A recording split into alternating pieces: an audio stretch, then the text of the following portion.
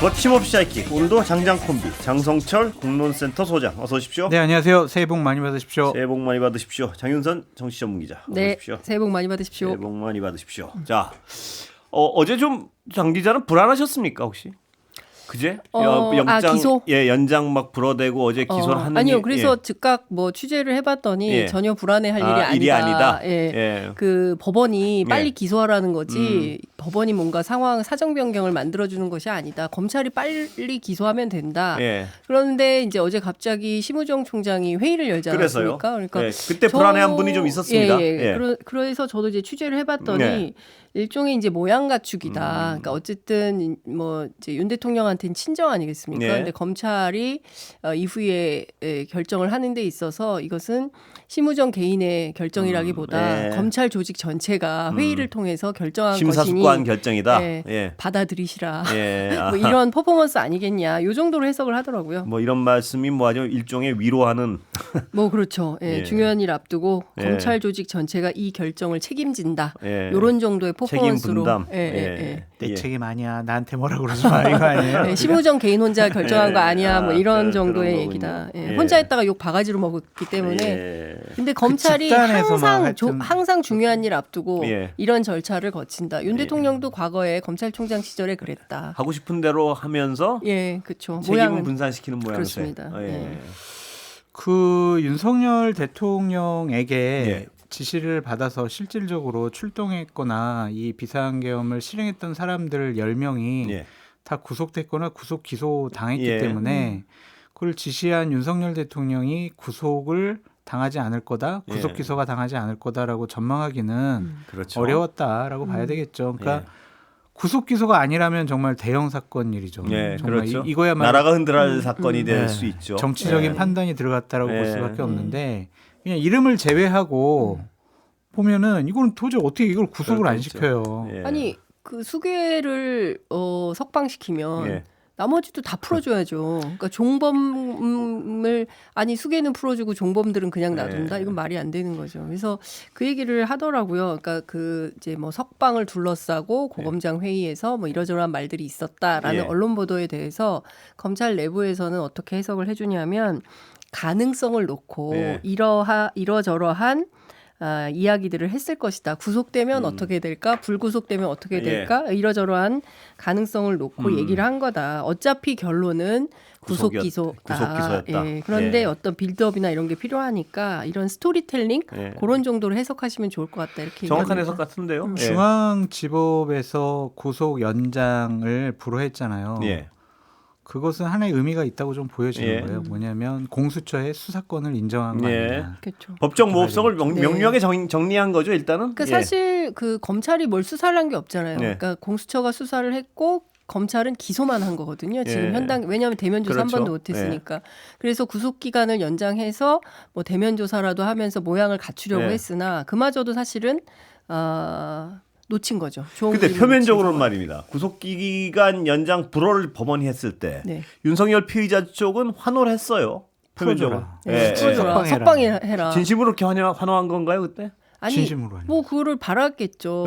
그리고 그렇게 여론을 호도하고 싶었겠죠. 그런데 결과론적으로는 그 불허가 어떤 이 심판의 시계를 빠르게 한 결과예요. 그렇습니다. 지금은 환호하지 않는 것 같고요. 근데 저는 이런 것 같아요. 그러니까 끊임없이 여론을 호도하려고 프레임 기회만 전환을 있으면. 기회만 있으면 지금도 아마 그 고민을 하고 있을 것 같은데 저는 한편으로 참 감사한 게 야당의 검찰 출신들이 많아졌잖아요. 이분들이 아주 빠르고 정확하게 대응을 해요. 해설을 하죠. 바로바로 해설을 하니까 여론이 교정이 되는 겁니다. 그러니까 자기들 뜻대로 여론이 흘러가지가 않는 거예요. 그런 면에서는 굉장히 난공불락이다 이런 생각도 들 것 같아요. 이재명 대표에 대해서도 좀 해설을 잘 하셨으면 좋겠다라는 생각도 있습니다. 근데 어쨌든 반나절 이상 이 여론이 흘러가지가 그렇죠. 않는다. 그러니까 그런 점에서는 좀 답답하겠죠. 지금 상황에서는 하여튼 이 어떤 형사재판의 속도가 빨라질 수밖에 없는 상황이 돼버렸으니까 이게요. 그 권순표 의원님 생각해 보면 공수처에서 수사를 못했고 대면 조사도 못하고 검찰에서도 못했는데 뭘 가지고 기소했어? 헌법재판소 심판 나와서 본인이 두 번이나 열심히 증언을 하셨잖아요. 그거 보면은 거의 공수처나 검찰이 물어보고 싶은 거를 다 물어봤어요 대신. 거기서 헌법재판관들이 그렇죠. 다 물어보고 네. 답변을 윤석열 대통령이나 변호사 측에서 네. 다 한 것 같아요. 네. 그래서 그렇게 특별히 조사가 또 필요할까 그런 생각도 저는 좀 이런 것 같아요. 듭니다. 계몽령, 네. 그다음에 요원 뭐 이런 것들을 자기들끼리 그냥 SNL 코미디를 찍어버린 거잖아요. 그러니까 그걸 보고 국민들이 다 웃었잖아요.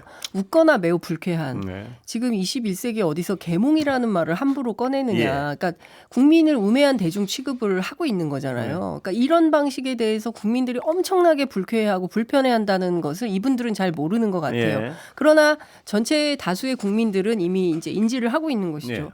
헌법재판소에서 그 어쨌든 기일마다 저는 별의별 코미디가 다 나올 거라고 생각하는데 그때마다 이제 조소를 겪을 수밖에 없을 것이고 결과적으로는 이제 2월 말에서 3월 초 정도로 예상이 되는 파면 결정 이후에는 형사재판은 여기에 추가 기소가 막 붙으면서 걷잡을 수 없는 국면으로 갈 수밖에 없다. 그리고 이것은 대선 국면하고 같이 가기 때문에 그 다음부터는 완전히 길을 잃게 될 거라고 봅니다. 그러니까 이제 저는 솔직히 괴로운 게 저랑 예전부터 같은 진영에서 같은 당에서 같이 국회에서 활동을 하고 우정을 나눴던 분들은 대부분 다 이제 검찰의 행위에 대해서는 상당히 비판적이더라고요. 그 페북에도 그렇고 막 글을 올린 거에서 기소한 행위요.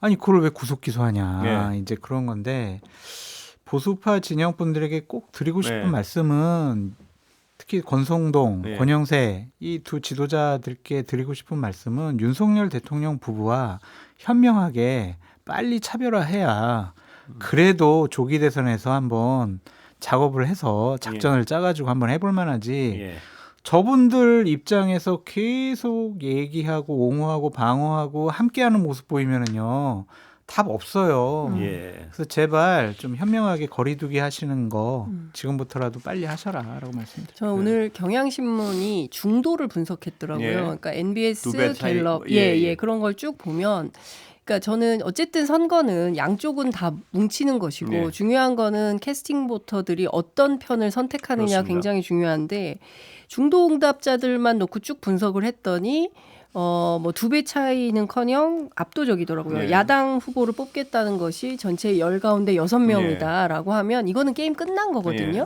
그러면 여기에서 어떻게든 중도표를 갖고 오기 위한 그런 어떤 세련된 전략을 여당이 써야 되는데 이거 우리 김문수 1등이야? 이대로 계속 갈 거야? 정광훈 집회에 나가서 계속 연설할 거야? 이 각으로 가면 저는 국민들로부터 완벽하게 버림받는 그런 정당이 될 수밖에 없다. 그러니까 거기 안에서 새로운 보수를 위한 뭔가 용트림이라도 있으면 좋겠지만 그게 아니라 이번 선거를 그분들과 함께 범보수 연합 전략으로 치른다고 하면 지금 장 기자 말씀하셨지만요. 그런 거죠. 것 때문에 권성동, 권영세 이런 분들은 실질적으로 대선에 이기려는 어떤 욕심이 없는 게 아니냐 이런 분석도 나오는 게 욕심은 있어요. 욕심은 있으니까 그렇게 하고도요. 욕심은 있는데 이것을 어떻게 강력한 지지층들, 아스팔트의 보수파들 그리고 합리적인 중도 보수파들 이렇게 하나로 엮을까 그거에 대한 고심을 하고 있는데 일단은 강력한 지지층부터 결속을 시켜놓자. 그러니까 그 얘기는 욕심이 있다기보다는 뭘로 해석이 되냐면요. 예를 들어서 강력한 아스팔트 지지층과 이길지 질지 모르는 대선과 선택을 하라 그럴 때 이분들은 그냥 아스팔트 나는 이렇게 선택을 해버린 게 아닌가 싶어서요. 일단은 그렇고요. 어쨌든 지금 한 당을 책임지고 있는데 눈앞에 보이는 대선을 포기하는 듯한 프레임이나 정치적인 전략을 짤 이유는 없다고 생각이 들고요. 착각하고 오도하고 또 인간적인 미안함이 윤석열 대통령한테 있는 것 같아요. 그래서 죄송하지만 저 지난주 금요일 날 갤럽에서 여론조사 한 거를 잠깐 좀 인용을 해보면 거기에 국민의힘과 민주당의 정당 지지율은 2%밖에 차이가 안 나지만 그 뒷부분에 이제 여론조사한 게 있어요. 그게 실질적으로 지금 국민의힘과 윤석열 대통령에 대한 국민들의 기본적인 인식이라고 생각이 들거든요. 뭐냐면 정권 교체 원합니다. 50%. 정권 연장 40%. 10% 차이 나잖아요. 그렇죠. 탄핵 찬성이 59예요. 탄핵 반대가 36입니다. 여긴 20% 더 차이 나요. 국민의힘을 신뢰하지 않는다가 이게 제일 충격적이에요. 64%가 신뢰하지 않는다라는 거예요. 신뢰하지 않고 믿지 않으면은 투표장에 나가서 찍지를 않습니다. 그런데 지금 김문수랑 몇 명 해보니까 이재명 대표 사법 리스크, 도덕적 리스크 있으니까 해볼만하네. 네. 이렇게 착각하면 안 돼요. 네. 서울역 가가지고 현장에서 국민들의 민심을 그대로 봤잖아요. 네. 너희들 때문에 장사 안 돼. 너희들 절로 가. 이 탄핵 세력들. 그렇게 외면하고 그 팜플렛 안 받으려고 등 돌리잖아요. 그걸 민심이라고 그러니까 생각을 해야 돼요. 장소장님 말씀하시는 게 어떤 같은 얘기인데 다른 측면을 말씀하시는 것도 같아서 제가 다시 여쭤보는 게 그거예요. 그러니까 그런 표면적 여론조사를 믿고 싶어서 믿는 척하면서 그냥 콘크리트 지지율은 선택을 하고 콘크리트 층은 지지층은 대선은 사실상 별 욕심이 없는 거 아니야? 이런 건 아니고 생각이 조금 이제 그 현장에 나가가지고 어마어마한 충격을 다 먹었다고 하더라고요. 그래서 이상하다. 우리 여연에서도 조사한 거랑도 다르고 지금 언론사에서 한 거랑도 많이 실제 민심이 다르네. 현장의 민심을 그때 파악을 해가지고 대단히 충격 먹었기 때문에 앞으로는 보다 더 합리적인 메시지와 행동이 나오지 않을까. 현장을 그러니까 봐야 거죠. 합니까 그거를? 아니 근데 이런 거죠. 그러니까 그 아무리 김문수 장관이 1등을 한다 하더라도 그 이른바 이제 여권의 유력 주자들에 대한 중도 지지율이 5%를 넘는 사람이 없다는 게 충격인 거예요. 근데 앞서도 말씀드렸지만 중요한 것은 중도가 결정을 하게 될 텐데 누가 그렇죠. 될지. 근데 이제 이게 5%가 안 넘는다? 그러면 선거 전략을 새로 짜야 되는 상황이 되는 겁니다. 지금은 이제 집토끼 전략에 골몰하고 있는 거예요. 이거라도 떠나면 그럼 우리 다 죽어. 그러니까 최소한 집토끼 전략으로 극우라도 붙들고 여기에서 플러스 알파 확장 전략을 쓰면 돼. 그게 이제 범보수 연합 뭐 이렇게 되는 건데 근데 저는 이게 시간이 길면 빌드업 과정을 통해서 뭐 6개월 정도라도 1년이라도 있으면 그게 가능하겠지만 탈각이 가능하겠지만 그게 아니라 60일밖에 안 남았어요. 이 빠른 기간 안에 국민들은 이런 생각을 합니다. 내 눈에 흙이 들어와도 내란 세력에게 또 표를 주지는 않을 거다. 이거는 절대 안 되지. 제가 지난 토요일 날 광화문대로에 나와 있는 그 집회에 나온 청년들 2030 뭐 젊은 청년들 인터뷰를 쭉 했는데요. 너무너무 일상으로 돌아가고 싶다는 거예요. 뭐 그 매주 토요일 날 보드 게임 하고 그리고 봄 되면 야구를 보러 가야 되고 이런데 이것 때문에 자기들이 이 집회에 나오고 있다. 그런데 계속 대한민국 상황이 이렇게 되면 자기들은 다 모든 일상을 포기하고 집회에 나오겠다는 거거든요. 이렇게 결심한 청년들이 이렇게 많은데 국민의힘은 극우를 계속 붙들고 간다? 이렇게 심각한 오판이 없는 거죠. 현실 정치 세력이. 근데 이런 상황에서도 이재명 대표는 어쨌든 좀 박스권의 지지율이 좀 갇힌 것 같고 그 같은 갤럽 여론조사에서 보면은 이재명 대표의 비호감도가 46%가 나왔거든요.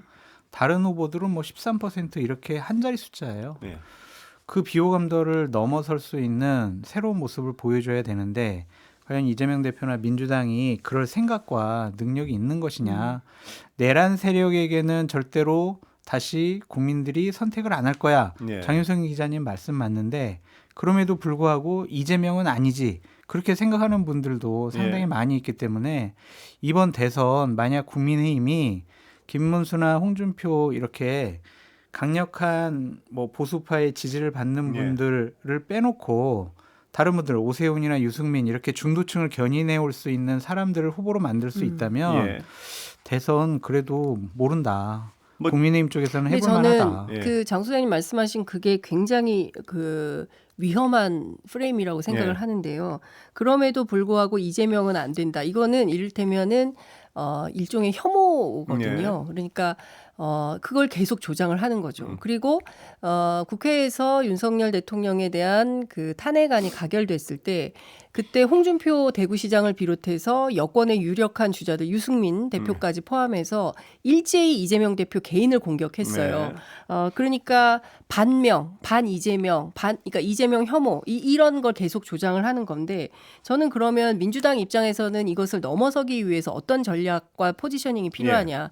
그러니까 중도 그다음에 오른쪽 행보 이게 좋은 전략이냐. 저는 이 프레임 안에 갇히는 거라고 생각합니다. 그러니까 앞서 말씀드린 대로 국민들은 더 이상 내란 세력에게 5년을 더 줄 수는 없어. 이런 결심과 판단을 끝냈어요. 그러면 이 내란 세력을 축소하고 그리고 전체 범국민 전선을 넓혀서 지난주에도 말씀을 드렸지만 일종의 이제 오늘 이제 신장식 의원은 그런 표현을 쓰던데 야당 연합군. 그러니까 전선을 이 내란 세력을 심판하자는 전체 세력으로 그러니까 확대를 해서 이 큰 규모에서 국민 뭐 저항 공부라든가 뭐 이런 방식으로 선거를 치르는 해법을 좀 찾아야 된다. 그러니까 프레임을 계속 국민의힘 대 민주당 혹은 뭡니까 뭐 이제 김문수 대 이재명 이렇게 구도로 가져가면 굉장히 어렵다. 헌법 대 반헌법, 법치 대 반법치, 상식 대 몰상식 이렇게 구도를 가져가야지 뭐 내란 대 뭐 국민 민주국민 세력, 뭐 민주헌법 세력 이렇게 가져가야지 이재명 개인 대 혹은 또 민주당 대 국민의힘 이렇게 가져가면 오히려 굉장히 그 프레임에 갇혀서 오히려 더 외로운 싸움을 할 수밖에 없다. 그래서 이 전선을 깨고 큰 전선을 만드는 게 훨씬 유리하다. 이런 얘기가 실제로 정치권 안에서 많이 나오는 것 같습니다. 이재명 대표 얘기를 좀 더 하면은 지난번에 신년 기자회견을 하면서 성장과 복지를 얘기했지만은 기본적으로 지역 화폐, 지역 상품권, 지역 활성화를 위해서 13조 예산 투입하자라고 하는 것. 이거 기본 소득, 기본 성장 이런 것들을 수정하겠다고 하면서 본인의 정책적인 부분은 안 고치고 있단 말이에요.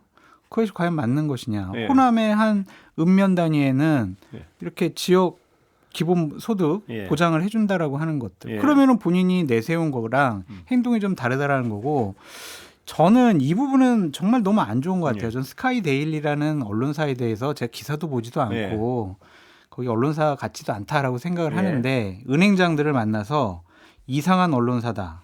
모 은행에서 상당히 많은 금액을 광고비로 지급하더라. 그런데 그냥 한 말이니 크게 신경 쓰지 말아라. 이런 식으로 모 은행에서 그 회사에 광고비 집행하는 것에 대해서 콕 집어서 얘기를 했거든요. 과연 이것이 맞는 것이냐. 그 신문이 특정한 정당에 대해서 부정적인 기사를 낸다고 해가지고 야당의 대표가 그런 식으로 은행장 만나서 얘기하는 것은 전 근대적인 독재적인 그런 발상 아니냐. 언론을 탄압하려는 거 아니냐. 그렇게 인식될 수가 있단 말이에요. 그러니까 이런 것들을 안 하셔야 이재명 대표의 비호감도나 부정적인 모습들이 우리가 다시 언급하지 않아도 괜찮은데 장 소장님 제가 보기엔요. 자꾸 말과 행동이 장 소장님이 그런 얘기를 안 해야 비호감도가 근데 이건 내려갈 잘못된 것 거 같아요. 아니에요? 근데 근데 은행장들 만나서 저는 잠깐만요. 스카이데일리라는 회사가 더 유명해지긴 했으나 전 잘 몰랐던 회사인데 어쨌든 이 회사에 대해서는 선거관리위원회가 공식적으로 소송을 제기했잖아요. 근데 기사를 아직도 안 내리고 있고 뭐 조정이 끝나야 내리겠지만 여하튼 이거하고 별도로 뭐 그 은행과 관련해서 어떤 혐의가 있어요. 어쨌어요. 저는 이거는 굉장히 좀 어찌 보면은 지금의 입장에서는 좀 사사로운 거라고 저는 생각을 하고 사사로운 게 아니죠. 큰 틀에서 거기서 언론관을 볼 수가 있는 거죠. 사적 제재를 하는 것이 아니냐라는 좀 생각이 들고 언론 탄압을 하는 것이 아니냐 그렇게 볼 수가 있잖아요. 그게 무슨 언론 탄압입니까? 민주당에 대해서 안 좋은 기사를 쓰니까 그리고 이상한 이거는 기사를 몇 개 쓰니까. 민주당에 대해서 안 좋은 기사를 쓰는 게 아니라 사실과 다른 주장을 하니까 문제가 그러면 되는 공식적인 거죠. 게 언론 중재에 갈 수도 있고 그렇겠죠. 명예훼손 할 수가 있는데 광고비 준다고 거기서 이상한 언론사에다 광고비 주냐라고 은행장한테 얘기하는 게 맞냐. 그런 것이 나중에 집권을 했을 때 본인에게 비판을 가하는 언론사들을 탄압할 수 있는 하나의 사전적인 징조로 볼 수 있지 않냐. 그렇게 생각할 수 있다고요. 제가 보기엔 그거는 좀 기호에 불과하다라는 생각이 좀 들고요. 저는 이런 말씀을 좀 드리고 싶어요. 그러니까 큰 담론에서 보자면 그러니까 한국 역사, 한국 정치가 발전하는 과정에서 제일 컸던 게 2016년 촛불연대, 탄핵연대 이런 거였던 것 같아요. 당시에는 새누리당의 일부 국회의원들까지도 그 동의를 해서 탄핵을 이뤘단 말입니다. 근데 그 이후에 잘 안 됐던 것은 촛불과 탄핵연대에 대한 배신 이런 문제가 컸어요. 이번에도 다시는 우리 역사에서 내란 세력들이 집권하거나 그런 문제를 만들지 않기 위해서 수많은 제도적 개혁이 필요한데 그런 차원에서 큰 틀에서의 어떤 원탁회의 개념의 어떤 판을 여는 그런 차원에서의 리더십을 이재명 대표가 발휘하면 좋겠다. 그러니까 소소하게 뭐 어디 가서 무슨 얘기를 했다 뭘 했다 이런 것들은 저는 조금 큰 그림의 어떤 프레임을 다시 만들어야 된다. 거기에 주체가 좀 되면 좋겠다. 그래야 이것이 일정 정도의 사회적인 어떤 약속 이런 게 돼서 정권을 맡는다 하더라도 여기서 후진하거나 역진할 수 없는 제도적 환경을 만들 수 있지 않겠습니까? 그래서 저는 큰 틀 우리가 지금 해야 될 게 너무 많잖아요. 정치 개혁 뭐 권력구조 개편 뭐 개헌부터 시작해서 수많은 이슈들이 있는데 그런 것들을 놓고 담론을 놓고 얘기를 하는 것이 돼야 되지 않나 싶어요. 장 기자 말씀하신 그런 거 있고요. 제가 어떤 이 언론으로서 이렇게 패널들 모시고 여러 가지 얘기를 하다 보면 특히 이제 우파 패널들 제가 장 소장님께 말씀드리는 건 아니고요. 어떤 부분이 좀 느껴지냐면 지금 어떤 내란 사태라는 어떤 큰 그림과 그거에서 어떤 굵은 지금 뭐 굵은 어떤 대척점이 있지 않습니까? 근데 우파라는 어떤 정체성을 지키기 위해서 하나는 이런 덩어리의 잘못이고 하나는 어떤 굉장히 지엽적인 걸 수평 비교하면서 나는 그래도 저쪽도 공격했어. 이런 어떤 강박들을 좀 가지고 계신 부분도 있지 않느냐 그런 생각도 들긴 합니다. 예. 잘못한 거는 잘못했다고 예. 지적을 해야 되는 게 패널의 아니 균형이란 측면에서 네. 어떤 강박 때문에 아니, 이쪽의 강박 잘못은 강박 없어요. 이쪽의 잘못은 굉장히 이만한 건데 이쪽은 어떤 잘 확인되지 않은 지엽적인 거를 나는 어떤 우파 패널이란 정체성을 위해서 이 작은 거를 어디 사람들 모르는 사람도 끄집어내서 얘 사람들은 이래요 하고 균형을 어떤 맞추려는 그 모르는 거. 사항 하나 더 예. 말씀드릴게요. 예. 이재명 대표가 때문에 그럼. 이재명 대표가 얼마 전에 예, 예. 엉터리 가짜 정보로 주권자 판단 흐려지면 민주공화국이 무너진다라고 예. 얘기를 하셨어요. 근데 반대되는 말도 하는 거예요. 예. 후보자의 행위에 대해 허위 사실을 공표하면 처벌한다라는 규정은 전 세계 대한민국밖에 없다. 본인 입장과 관련해서 위증교사와 관련돼서 이 문제가 생기니까 옛날 말을 뒤집는단 말이에요. 정치인이 말을 바꾸고 믿을 수 없으면 그 사람이 얘기하는 정책들, 내가 꿈꾸는 나라들을 과연 그 사람이 실현시킬 능력과 자질과 생각과 판단이 있냐라고 우리가 믿어야 되냐고요. 예. 이재명 대표가 대통령 될 가능성이 가장 많아요. 저는 예. 대통령 될 것 같아요. 예. 그런데 말들을 많이 바꾸니까 이재명의 꿈꾸는 나라가 윤석열의 그 시대보다 더 나빠질 수도 있겠다. 그런 예. 걱정이 근데 드는 저는 거예요. 근데 예. 조금 과하신 것 같고요. 네. 근데 저는 소위 얘기하는 보수 우파들이 늘 이재명 대표만 공격을 예. 하거든요. 그러니까 원 포인트예요. 그리고 끊임없이 이재명만 패고 있어요. 딴 사람 공격할 사람이 없어. 누가 있어요? 없어요. 없잖아요. 김부겸을 욕해요. 김경수를 욕해요. 아니 다 누굴 욕해요? 아니 공평하게 다 욕해요. 왜 이재명만 욕해요? 그분들은 이런 얘기를 안 해요. 아니 근데 저는 이런 겁니다. 예. 이재명만 때려서 우리나라 좋은 나라 된다면 때리세요. 예. 근데 이재명만 때린다고 해서 우리나라 좋은 나라가 안 된다는 겁니다. 그래서 저는 진정한 보수우파 패널이라고 한다면 지금 우리가 고민해야 될 것은 윤석열 시대를 끝내고 새로운 시대로 나아갈 때 자유우파, 보수우파 패널들은 어떤 나라를 만들 것인지 그 컨텐츠에 대해서 구체적인 고민이 좀 필요해 예. 보인다라는 패널이 겁니다. 그걸 고민하라고요? 아니야, 그러니까 우리는 패널뿐만 비판을. 아니라 소위 이제 국민의힘을 포함해서 예. 그 진영에서 진영에서. 그렇죠. 진영에서 예. 고민해야죠. 저는 진영에서 아니 그 진영에 속해 계시니까 아니, 저는 정당원도 아니고 저는 아니. 그냥 닭가부진이잖아요. 저는 뭐, 다 비판하고. 저는. 아니 그래도 예. 좀 어쨌든 정체성은 보수 우파시니까. 근데 그런 차원에서의 어떤 좀 그런 고민을 할 때가 됐다. 네. 그리고 그 고민 속에서 우리가 대선을 치러야 그래도 콩할 만한 것이라도 제도적 개선을 네. 이뤄낼 수 그럼요. 있는 거 아니냐. 자, 두 분 새해 복 많이 받으십시오. 아니, 예, 아직 오늘은 조금 시간이 다 유튜브 됐습니다. 연장 방송 좀 해야 될 것 같아요. 장수님 남으세요. 장윤선 정치전문기자 장성철 공론센터 소장입니다. 예. 감사합니다. 감사합니다.